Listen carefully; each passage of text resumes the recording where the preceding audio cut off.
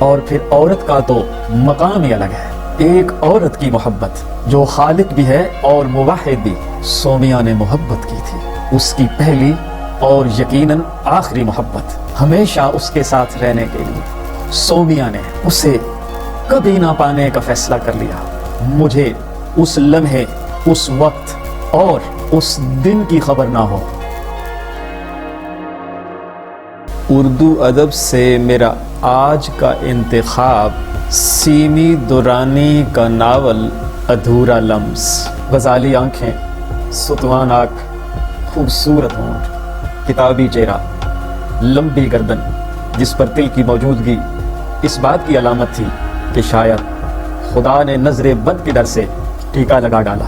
نازک اندام اور سرو قد، یہ کسی شاعر کا خواب نہیں بلکہ جیتی جاگتی سومیا تھی، انتہائی ذہین اور زندگی سے بھرپور، خود پر غرور حسن کا نہیں بلکہ عورت ہونے کا۔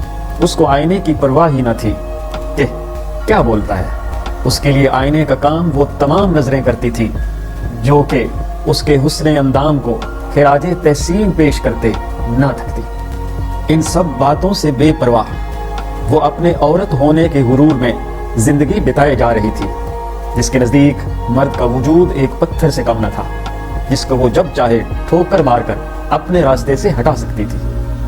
کہ اس نے سن اور پڑھ رکھا تھا کہ مرد مجازی خدا ہے، اور اس کا ماننا تھا کہ خدا پتھر سے بنا ہے، پسند نہ آئے تو توڑ دو، مورتی بنا کر پوجو گی بھی تو اس پہ کیا اثر ہونا ہے، پتھر چاہے مورتی ہو یا راستے میں پڑا ایک کنکر، کوئی فرق نہیں۔ یہ تھے وچار اس مغرور اور حسین لڑکی کے۔ ماں لاکھ پیچھے پڑتی کہ شادی کر لے، مگر وہ روز ایک نئی شرط لے آتی، اماں شکل اور قد دیکھ لینا، کبھی کہتی اعلیٰ افسر ہو، کبھی یہ کبھی وہ۔ ماں لاچار اور بے بس، بیٹی کے تیور ہی نہ ملتے تھے۔ آخر تھک کر ماں بولی، جس سے تو راضی اس سے میں راضی، بول۔ سومیا بولی، کوئی میرے قابل ہو تو بتاؤں نا، MBA کیا اور ایک بڑی کمپنی میں مینیجر ہو گئی۔ اب تو کیا ہی کہنے بیگم سومیا کے۔ خود آگاہی کے بعد خود شناسی کا موقع ملا تو وہ ساتویں آسمان سے جا لگی۔ محبت پر اس کا یقین یہ تھا کہ یہ اس کے نزدیک ایک بے وقوفی کا کھیل تھا، اس لیے ہر ایک عاشق کا مذاق اڑانا اور اس کا دل توڑنا اس کا محبوب مشغلہ تھا۔ جب بھی لڑکوں کی چوکڑی بیٹھتی یہ ذکر ضرور ہوتا کہ وہ کس کے ہتھے چڑھے گی۔ کوئی کہتا ہوگا کوئی گلفام، کوئی کہتا کسی امیر کو پھانسے گی یہ کمبخت، ہمارے تو ہاتھ نہ آئی، جبکہ بہت سے تو اس کے ساتھ رات گزارنے کی شرط بھی جیت چکے تھے اور اسے معلوم ہی نہ تھا کہ وہ کتنوں کی داشتہ مشغول ہے۔ یہ ہوتا ہے حسین ہونے کا جرم اور مرد کی ذہنیت۔ ایک دن وہ یوں ہی وقت گزاری کو انٹرنیٹ پر بیٹھی تھی کہ اس کو ایک میسج آیا۔ اس نے بات شروع کر دی۔ بندہ اندیکھا تھا مگر ذہانت سومیا کی کمزوری تھی۔ دوسرا، وہ شخص اس کے حسن سے بے آشنا۔ بات شروع بھی نہ ہوئی تھی کہ سومیا ختم ہو گئی۔ کچھ دن تو یوں ہی سلسلہ چلتا رہا اور وقت گزاری ہوتی رہی کہ سومیا کو ندیم کی عادت سی ہونے لگی۔ ایک رات وہ سو رہی تھی کہ گھبرا کر اٹھ بیٹھی۔ اس کو لگا کہ وہ کسی افریت کی جکڑ میں ہے۔ پانی پیا اور مکمل جاگ گئی۔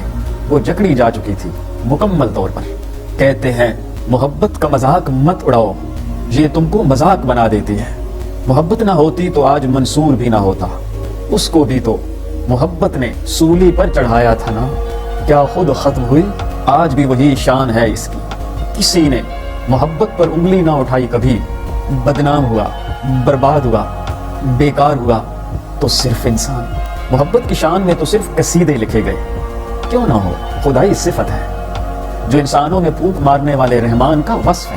جب انسان میں روح پھونکی جاتی ہے تو اس میں باری تعالیٰ کی اتنی محبت ہوتی ہے کہ نہ چاہتے ہوئے بھی وہ ظالم سے ظالم انسان میں سرایت کر جاتی ہے۔ اور پھر عورت کا تو مقام ہی الگ ہے، وہ تو خالق کی تخلیقات میں سے وہ واحد مخلوق ہے جو خلق کرتی ہے۔ یہ خلق کرنے کا عمل عورت کے لیے وصال سے لے کر جنم دینے تک کتنا تکلیف دہ ہے کوئی نہیں جانتا، لیکن یہ عورت ہی ہے جو دوبارہ اپنے خون پلانے پر آمادہ ہو کر دوبارہ جنم دینے کو تیار رہتی ہے۔ اگر کوکھ سوکھی ہو تو کیا عورت کی ممتا مر جاتی ہے؟ تو بس اس کے اندر کا خون جو کہ تخلیق کے کام آتا ہے مزید جوش مارتا ہے اور اس کی روح کو ہر وقت ایک لاوے کی طرح پگھلاتا رہتا ہے۔ اس کی ممتا اس کے اندر کانٹے چبوتی ہے کہ مجھے بچہ دے، میں کہاں جاؤں؟ اگر تو بانجھ ہے تو میرا کیا قصور؟ مجھے تو تیرے وجود کے ساتھ ہی پھونکا گیا تھا۔ سومیا محبت میں گرفتار ہو چکی تھی، سر سے پاؤں تک وہ گھبرا گئی، کیونکہ اب وہ قید تھی ندیم کی محبت کے پنجرے میں۔ یہ وہ شخص تھا جس کو اس نے نہ دیکھا نہ سنا، وہ کوئی کامیاب انسان نہ تھا۔ بی اے کے بعد ایک دکان پر سیلز مین کا کام کرتا تھا، سارا ہفتہ پیسہ جمع کرتا کہ کسی طرح سومیا سے فون پر بات کر سکے، اور وہ بھی اس کے فون کے انتظار میں رہتی۔ لمبی باتیں ہوتی، شرابی بھی تھا اور عورت کا مزہ بھی خوب چکھ چکا تھا۔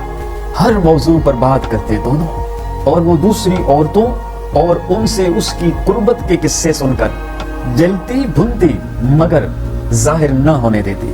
وہ تو بس اس انتظار میں رہتی کہ ندیم کہیں سے کوئی بوتل چڑھائے اور فون کرے، کیونکہ نشے میں وہ جو بولتا اس کا سرور سومیا کو کئی دنوں بہکائے رکھتا اور وہ خود کو بادلوں میں اڑتا محسوس کرتی۔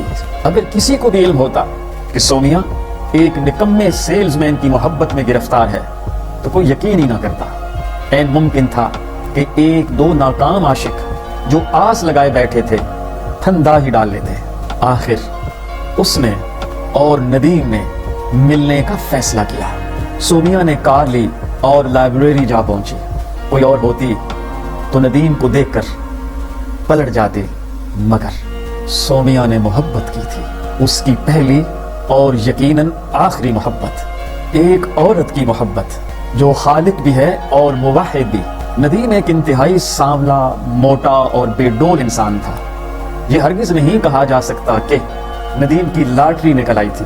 محبت میں لاٹری نہیں ہوتی، محبت خدا کا تحفہ ہے، اس کی عطا کردہ وہ نعمت ہے جو کائنات کو چلائے جا رہی ہے۔ ندیم ششدر رہ گیا، اس کی توقع اور تخیل سے بڑھ کر ایک حسین مجسمہ اس کے سامنے کھڑا تھا۔ دونوں میں ملاقاتوں کا سلسلہ شروع ہو گیا، پہلے ہر ہفتے، پھر ہر روز، پھر سارا دن دونوں گھومتے جھگڑتے اور باتیں کرتے پھرتے۔ وہ اس کو دوسری عورتوں کے قصے مزے لے لے کے سناتا اور وہ آگ بگولا ہوتی رہتی مگر منہ سے کچھ نہ بولتی۔ دیکھنے والے اس بے ہنگم جوڑے پر حیران رہتے کہ اللہ نے اس مرد کو کس نعمت سے نوازا ہے، مگر سومیا کو اس کی کیا پرواہ تھی۔ اس کے دن رات صرف ندیم کے لیے تھے۔ آفس پہنچ کر وہ میٹنگ کا بہانہ کرتی، گاڑی لیتی اور سارا دن ندیم کے ساتھ بتاتے۔ وقت گزرتا گیا، جنون بڑھتا گیا، مگر دلچسپ بات یہ کہ ندیم جو عورت کا رسیا رہ چکا تھا، اس نے کبھی سومیا کو چھوا تک نہیں۔ اگر کبھی وہ قریب آتا تو وہ اسے پیچھے دھکیل دیتی اور وہ خاموش ہو جاتا۔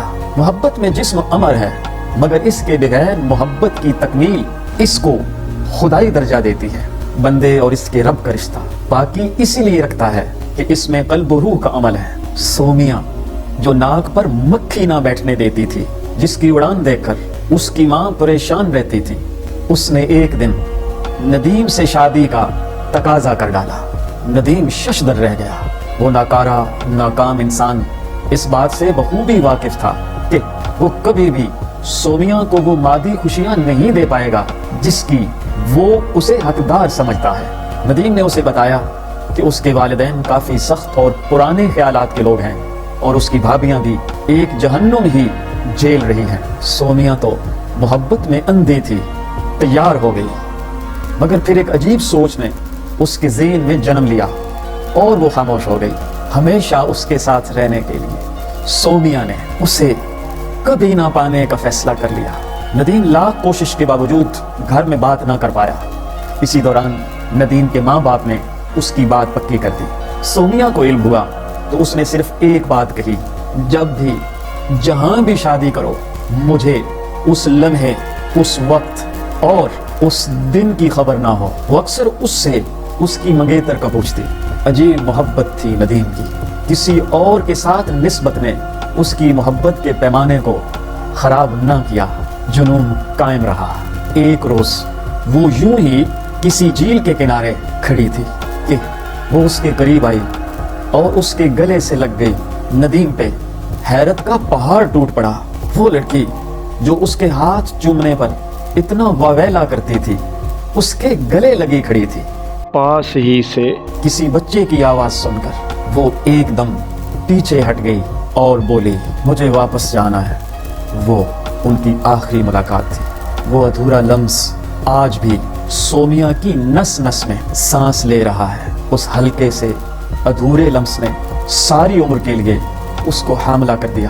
اس کی روح کو ایک لازوال اور اٹوٹ محبت کا حمل ہو گیا، جو اس کے اندر سانس لیتے بل کھاتے زندہ ہے اور مرتے دم تک اس کی محبت کے وجود کو اپنی روح کی کوکھ میں لیے زندہ رہے گا۔